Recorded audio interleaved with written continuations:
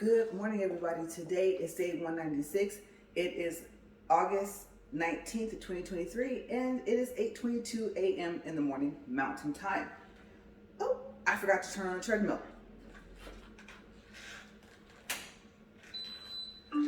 Okay, so this might be a double day. If so, this is video 1.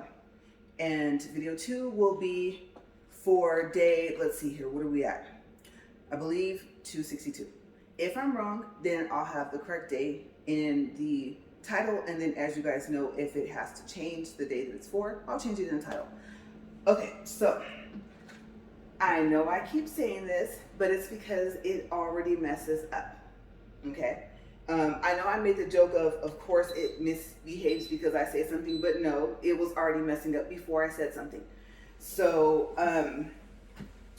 what my husband did was he oiled the belt or underneath, okay, and then I guess just did a little walk on it to get the oil to evenly spread. And so as I say, for I don't know what I've been saying it for like the past week or so, I don't even know what this thing is going to do. I'm at 0.6, and let me adjust my right foot. My sock and my shoes kind of not agreeing with each other right now. Okay, so I'm going to speed it up first. Okay, get it to 1. We know what within the first 5 minutes. If it's going to stop, we'll see something. Okay. Let's get it up to, let's go up to 1. Okay, and we'll see.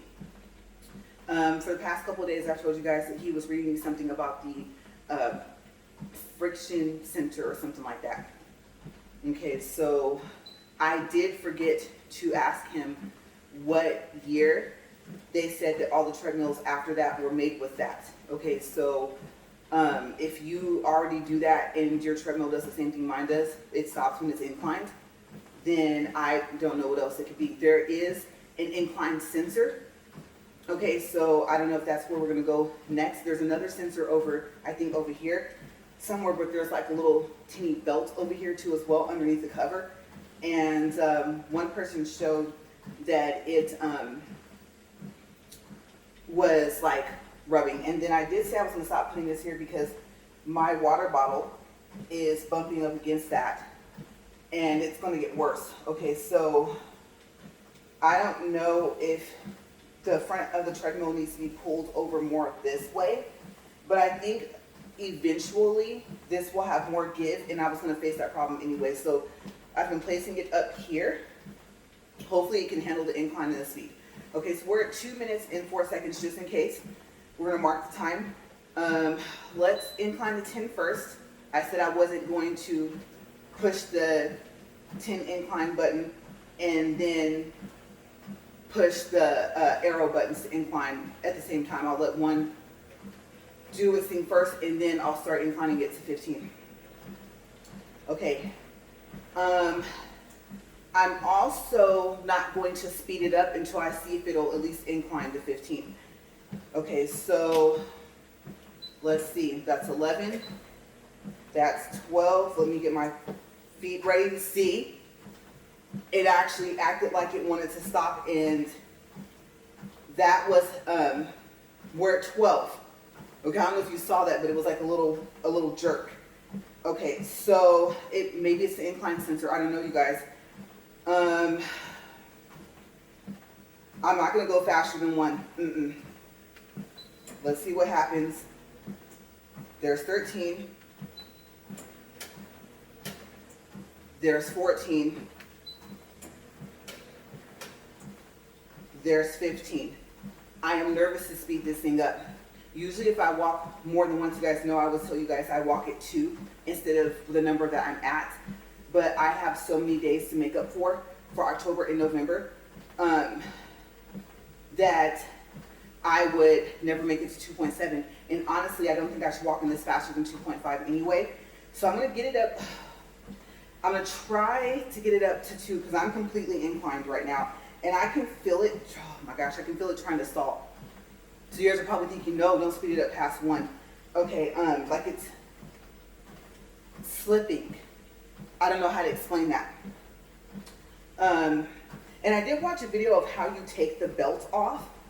You actually slide it off so you don't have to like take it apart. Remember I told you guys there's that crease, not crease, but like that little belt type thing where you can see the diagonal part.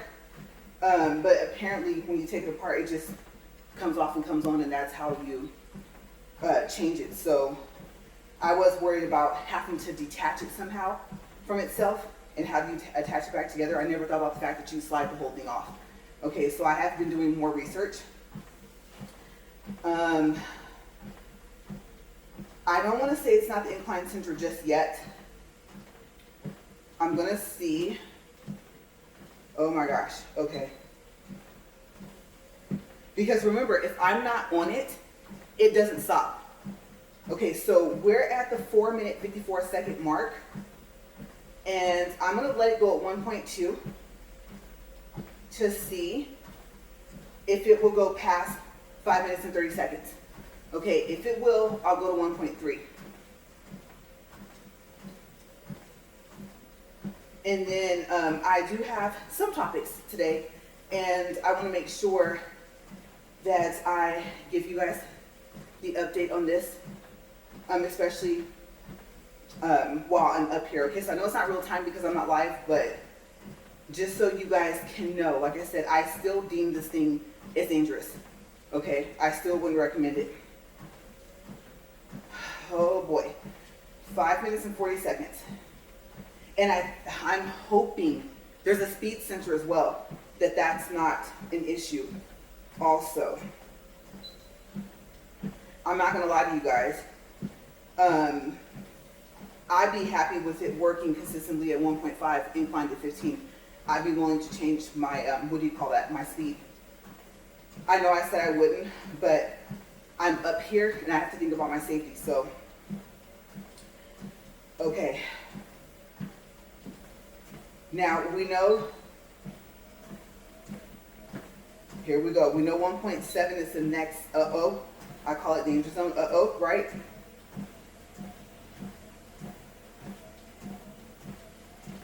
And I have no clue how fast he was walking on this to distribute the oil.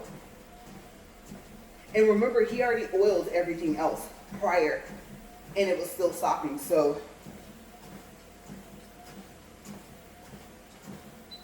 And I'm also trying to make sure that when I turn the dial, that I'm actually turning it, because now that I'm nervous, I don't turn it like I normally would, with the confidence that it's not going to stop. Okay, so we're at 7 minutes, and oh my gosh, we're at 1.7. Okay, I'm going to pick up my pace with walking first. That's 1.8.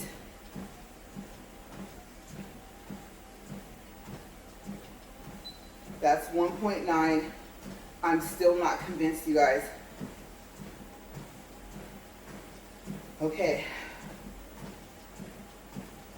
And then he said that once I get finished walking, he's going to oil it again. He said it needs to have a second oil. And so I was like, why don't you oil it the second time before I get up there? And I think he wants the oil for the first oiling to completely spread, do its thing, and then do it again. Okay, so I don't know where else it needs to be oiled. I'm not at 2 yet. Oh, that's 2.1. I didn't even turn it that fast. Okay, so we're at 8 minutes and 15 seconds. And so far it's behaving, but like I said, you guys saw, when I went to 12, it wasn't too happy with me. Even if you didn't see that sudden, like teeny little jolt, I felt it. Okay, so I'm going to chill at 2.1.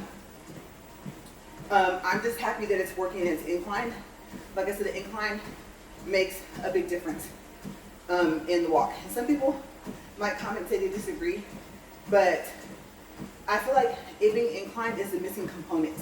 Okay, speed I know makes a difference too, but I mean, I've been getting up to like a good speed on this thing. I'm thinking about 2.2, you guys. I don't know. 2.1 was the other danger zone, right? Okay. There's 2.2.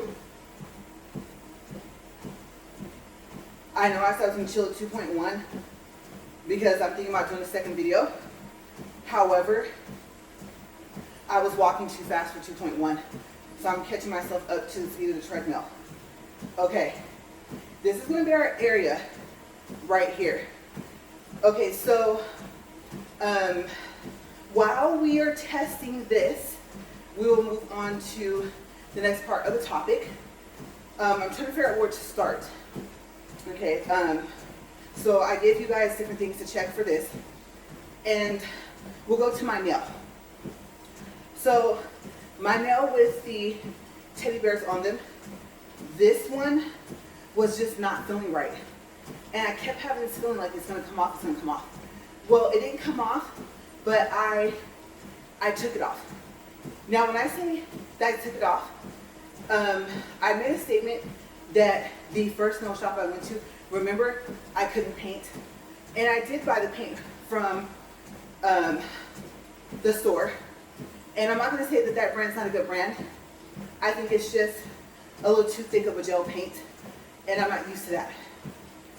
Fingernail polish, the regular one is a little bit more of a liquid, more so than the gel from the Sally Hansen that I picked. So I would just have to say that I would need to practice more with Sally Hansen, or what do we do when nail polish doesn't want to act right? We put a little bit of nail polish remover in it, right? Shake it up. And I didn't even think about doing that. So I bolted off to the nail shop. First one was like, no, I have to redo your fill. And they said I didn't tell them that, and I did. That was a possibility. So the next shop I went to was the shop that they told me they couldn't do the design I wanted. They went ahead and did my nails. And I think I showed them to you guys. Okay, so moving forward for when we got back, it was time for a field course in 2 weeks, and I did it. Right, that's how we got to the yellow. Okay, so like I said, the first shop, they're like, well, I clip all this, cut this first, and then drill it, and then fill it. I don't have time. So fine. So on this finger, from by the cuticle, is where it lifted. And I could take it and push it and bend it. I have noticed that it's easier, at least for me, to take it off from by the cuticle part, okay? So that's what I did. I did cut the tip. Oh, side note, the clipper or the cutter that comes in the Medicaid nail kit broke. I used it one time on the fake nails that I would be using for my own set, because you know the mannequin hand comes with its own nails, but it's fitted for real nails, so that creates a big problem because the nail bed is way bigger and it's flatter, and the nails I have are no curve, so you would think with them not being C-shaped they will work. They practically need to be flat to glue them on. Okay, so seeing as how I found out with my ring finger, I believe I'm at a 6 or I think a 7 for the size. Remember, the clear pack I have for my personal use is numbered from 0 to 10. So a 6 was for this finger. So I did tell you guys that there are numbers that I won't ever use. Unfortunately, they don't fit the mannequin hand either. So my next thought is to clip the curve completely off when I'm practicing a full set on the mannequin. Okay, so I used that nail clipper on that from the mannequin set. It broke, and the screw was still on there, but there's no way I could use it, so it's already in the trash. Yeah, first time use. So the one I was going to return, it's out the pack. And kind of cool, because when I went to Bakersfield and we went into City Nails, they have that nail clipper thing there. Okay, if it's called something else, because nail clippers are like the regular ones, you know the thing you use for the fake nails, right? That one. Okay, so I took that one, I used that, I put a size 6, and in that video, I'm trying to think. If I didn't, I'll double check and make sure I did. I put what type of nails they are. It's Sight or something like that from Amazon. So I glued it on. That didn't go very well, got messy. And so I thought, I told myself to use, and I remember the name, Vitabond. Okay, so Kids has Power Flex, and they have Vitabond. That Vitabond glue, you can brush it on. I kid you not, like I said in other videos, I've had it for about 4 years. It still has not dried up. I love that one.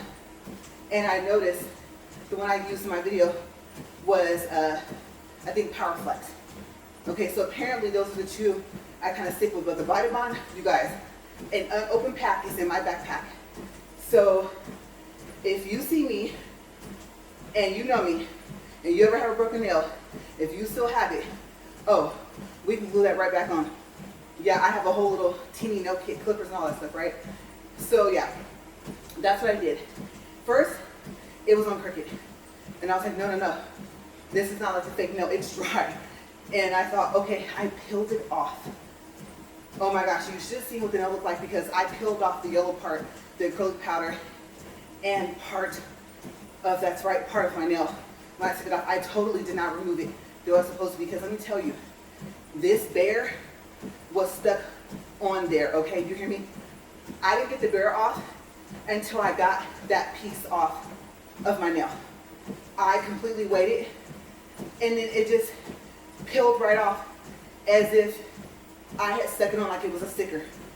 That rhinestone glue that I use, that you guys see in the video, and I never can say the name right, Macrit, I have no clue. I like it. I also got that from Amazon.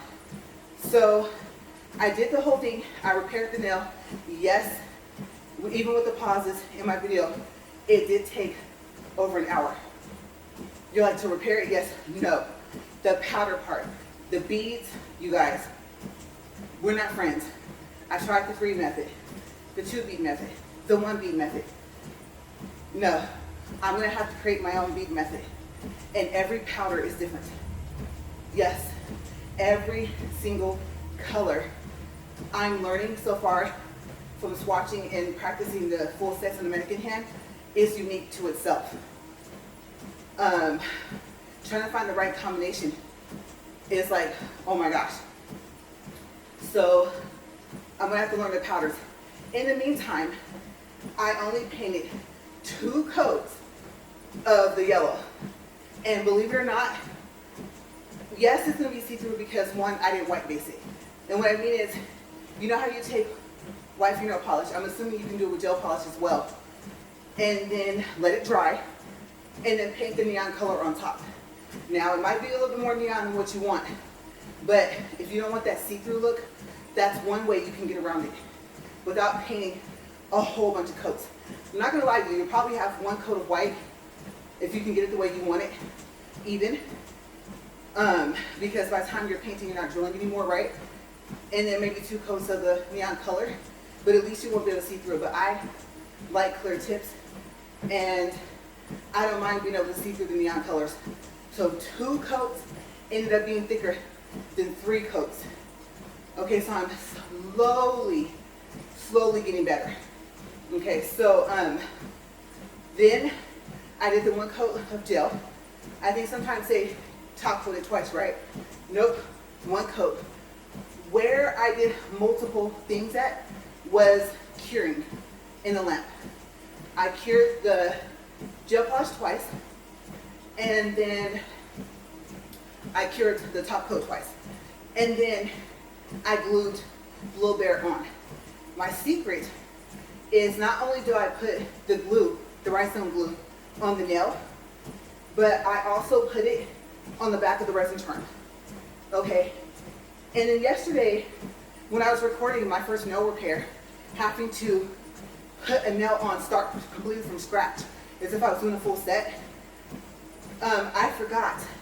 What I do is I take the tweezers and I take the little charm I face it down, I hold it with the tweezers, and then I paint the rhinestone glue on there.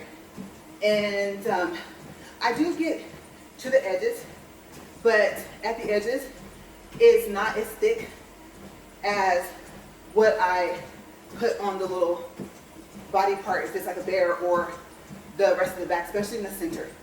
I was gonna do a shape video, and what I mean by shape is I was gonna take these cute little teddy bears. They have little sweaters on. The sweaters are the same material as the resin charm itself. It's not like sweater material, cotton, whatever it would be, polyester. And they have little X's on them, and then the eyes have X's. So little teddy bear's not happy, but it's cute. I do wish that the little, if not the sweater, then the bear was more brightly colored. They're not necessarily pastel, they're just not bright. I wish they had a more pop of color. I've even thought about trying to take the glow-in-the-dark powder and taking the brush. Of course, I have to do like a little bit of the monomer and paint little X's so that the X's glow in the dark. However, I don't think that's gonna work. Now they do have a glow top coat with not polish, but it's for the glow powders. So it's supposed to, if not help them glow brighter, I think it's to look brighter when they don't glow. But I believe it's supposed to assist in the brightness of the glow as well. Now, so far as I know, I could be wrong because I think I have this backwards, that it won't make something glow that doesn't glow. Like a polish is not a glow. Because I think I have it backwards, I think it might. I should just went ahead and got it at the store and tested it to see. Regular gel polish with a glow top coat, what happens. And you guys, I keep seeing something. Let's see, is that my hair? It doesn't look blue. I really, really hope there's nothing above me, because we've been walking for 21 minutes and 30 seconds and this thing has been behaving and I don't want to stop it. I needed to work twice today. So hopefully there's nothing really scary dangling by my head. Oh my gosh. I will practically break my neck up here. Okay, so anyway, yeah, that's what I did. But I haven't tested that, and I should have. Because now, if I'm gonna order it online and not have shipping, I would either have to have like a no shipping coupon, or I'd have to order $150 worth of stuff for not polishing. I'm not doing that. So yeah, but that's what happened yesterday. And time flies. I pushed the recording for a nail video. I kid you not. I don't know. It's like it speeds up. I could go through a quick introductory because I have to show you guys everything I'm using and tell you like where I got the price and stuff. I've been trying to just start and talk while I'm doing that, but what I noticed, either when I was practicing the second full set on the mannequin hand or when I was repairing my nail, as you can see I did repair it, it's the one with the bear. Maybe I'll try and show you guys before I stop the video, but I probably won't remember anyway, but if I do. Oh, and the nail bed and cuticles are happy with me as well. And I do know I have a friend that does my hair, and she said, if you push back your cuticles, that won't happen. The flooding and stuff like that. And so I know I'm supposed to push them back anyway. And I'll tell you guys, from not doing that and doing it, it does make a difference. And then okay, so the cuticle sticks with the rubber tips, I'm going to go ahead and make sure that I add it onto the description box for wherever I show my nail products if I used it. Okay, so yesterday the repair video is still uploading. As a matter of fact, it can't right now because I'm in airplane mode. But when I go to airplane mode and I put my phone back in the house, then I'll add that because I like them and they come with a lot. There's a lot in that pack. So you guys can see that. Unless you have one you like to use, or unless you like prefer the metal one. I don't. It, I don't know, it hurts. Because I think, is it the toes or the fingers? I think it's the toes. They take that metal cuticle thing, right? They put that white liquid or whatever that is. I don't know if that's some type of lotion or something. And then there they go to town on your toes and you're like, whoa, I got a whole set of skin right there, a toe, not just a nail, right? So they're a bit rough. I don't know. I don't really like pedicures, but I know that they're necessary. Especially since my two big toenails, you guys, they just grow more inward than the rest of my nails. I mean, they're just not nice. So, ooh, it slipped. This thing might stop again. So yeah, really, really not nice. And having it removed, like I said, I will let them do that. I'm not willing to hurt myself. The problem is where to go, okay? Because I'm not gonna lie to you guys. I don't like the fact that maybe he forgot, but that once I reminded him, I did say that, he was like, oh yeah. And I'm like, okay, so you know I said it from the beginning. Because I know they're busy. And I had an appointment with him that I had canceled, thinking, as a matter of fact, no, I called and tried to cancel. And granted, it was right at the last minute, but they didn't even answer, so I wasn't even able to tell them. So I don't know, maybe they see my number now and they're just like, you know, and he did ask me if I could come back the next day, but I was like, no, we're leaving. So they're nice, but like I said, he could have just forgot, he could have just been tired. There's a lot of people in there. But if he wasn't telling the truth on purpose, then no, I was going to defend myself because I know what I said in the phone. I knew there was a possibility of me coming out I did the fill, and I had never done a fill before. So it needed to be redone. I knew that was a possibility. So I made sure I mentioned that. So I think it just bothers me a little bit because I'll never know why he would say I didn't tell him that. Whether he forgot or whether he just lied, basically. So that was irritating. But yeah, that's what I did. And the repair video was unexpected. And then I said, I'm going to take you guys on the whole journey of my nail journey, right? And so I wanted to make sure that you guys saw, for a beginner, what was it like. Now it's going to be different. It all depends on which one you have to repair, the size nail. It might even play a part of what nails you use.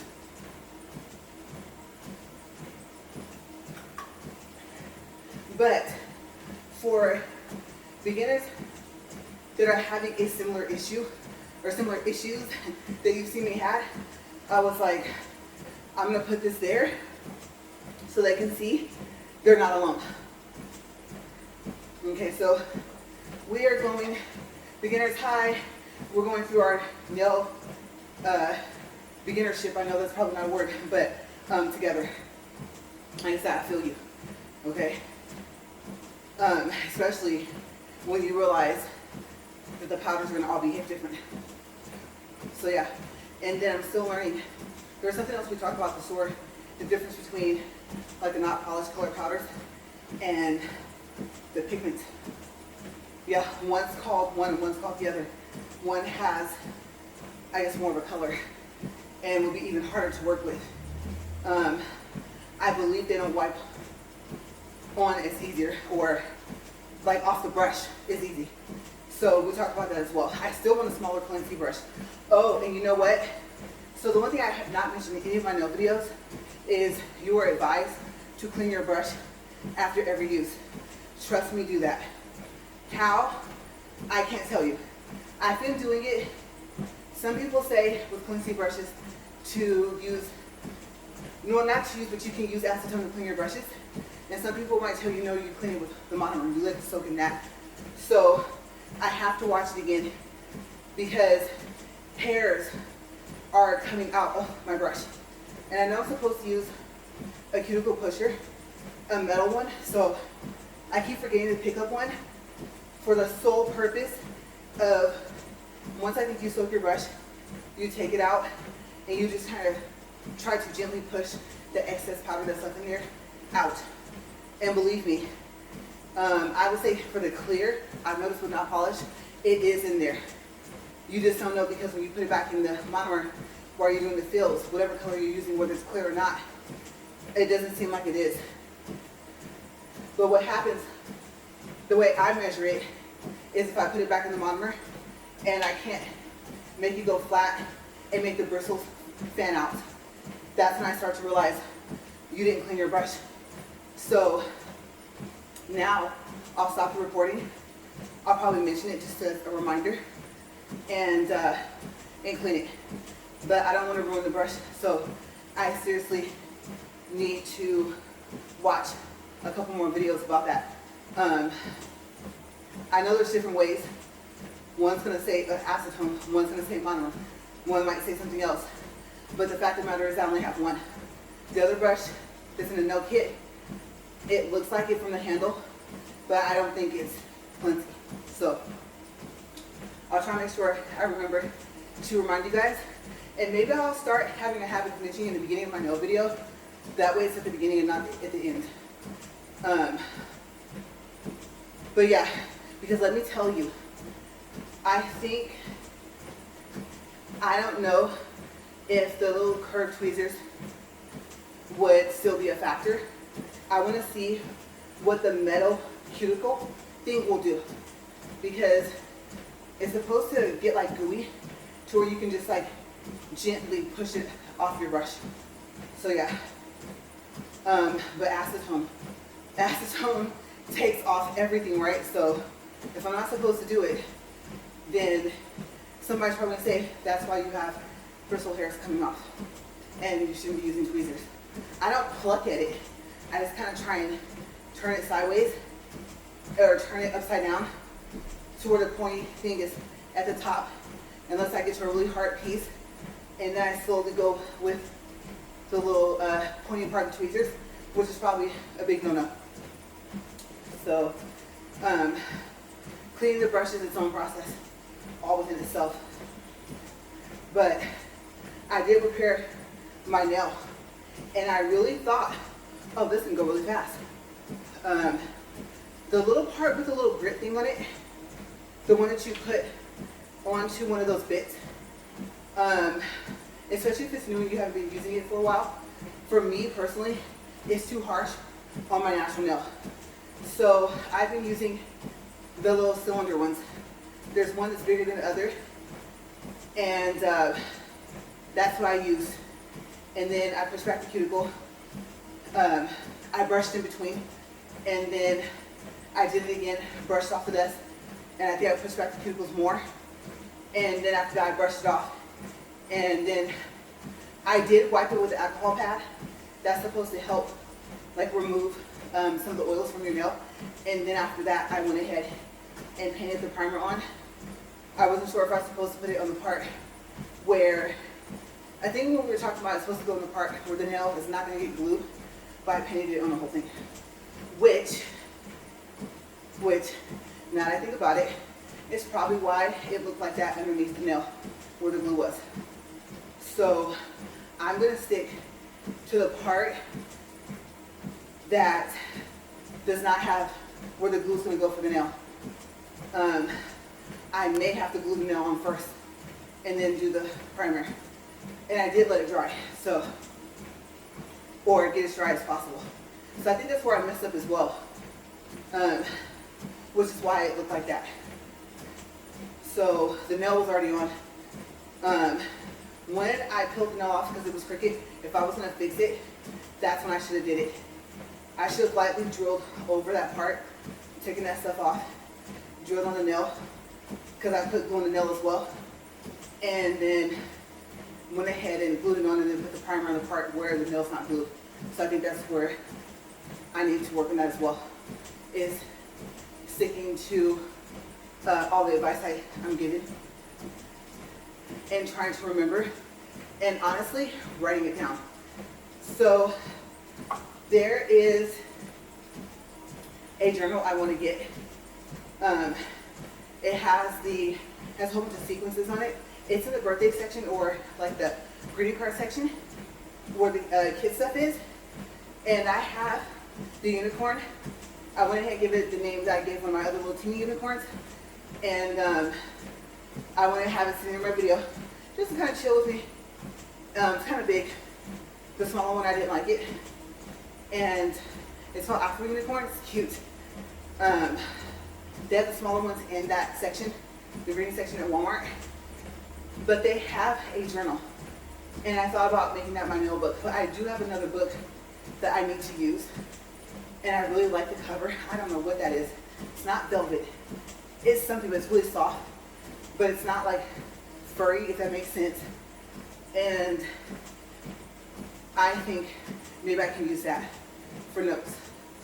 It's a regular size paper.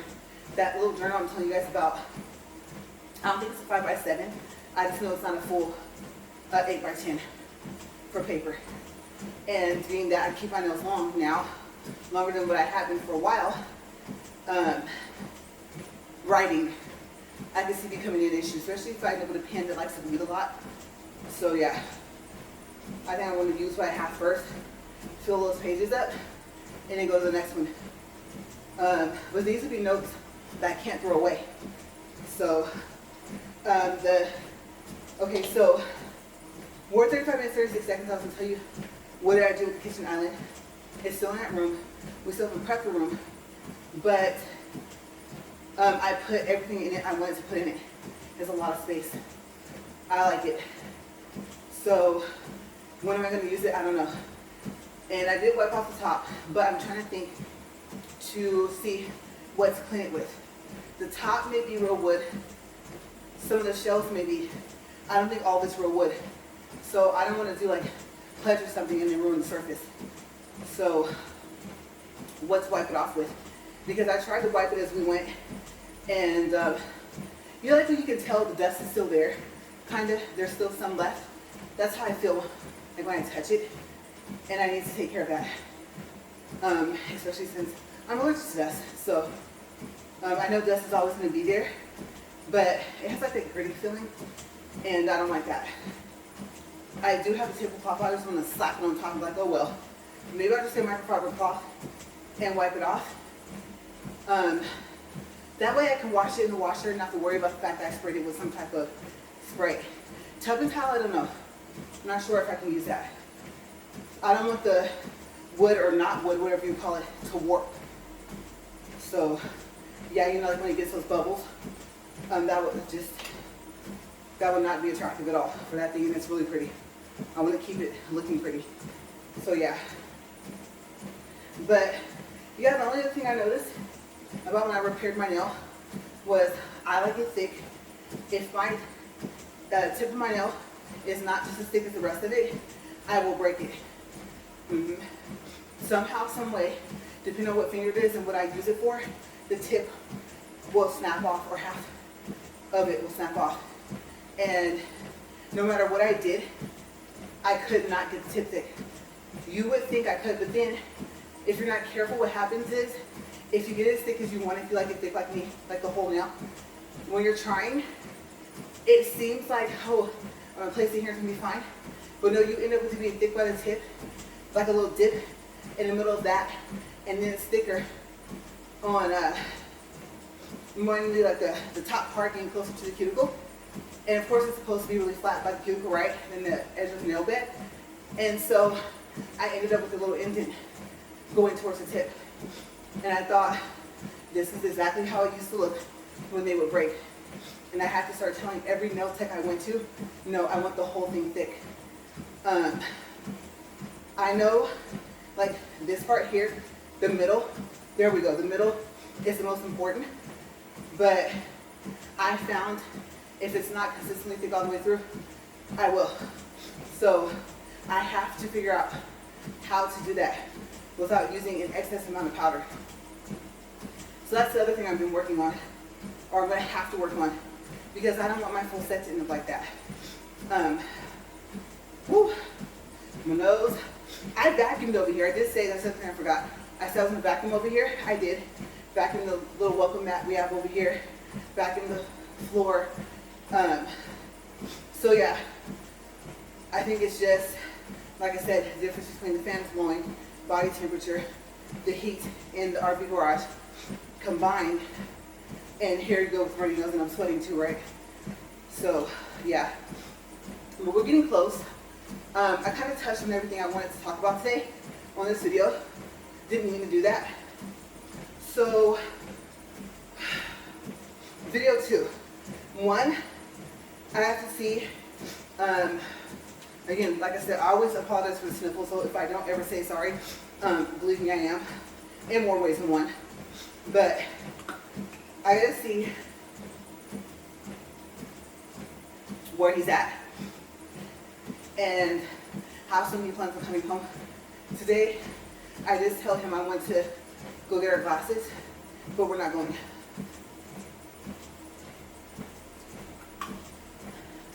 I'm interested to see if my eyesight's got any better or if things look clearer than they look right now. I am behind, I think, by a year maybe. So we're at 40 minutes, 15 seconds, 1.33 for distance, 141 calories. We'll stop here. And so let me check my bottle once it stops. While it's lowering, I'll go ahead and check it. Y'all top this off, as I always do. And video 2, like I said, might be for 261. It's not in the title, but it'll get corrected, don't worry.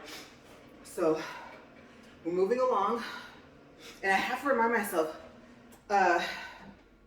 Monday, day 198, I already walked for, right? So I don't have to walk, so you guys aren't gonna see me Monday.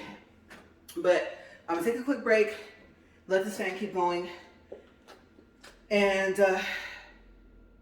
like I said, make that phone call real quick. So I'll probably just make it from the phone being on the stand, but I'll be right back, you guys, for video 2. Okay.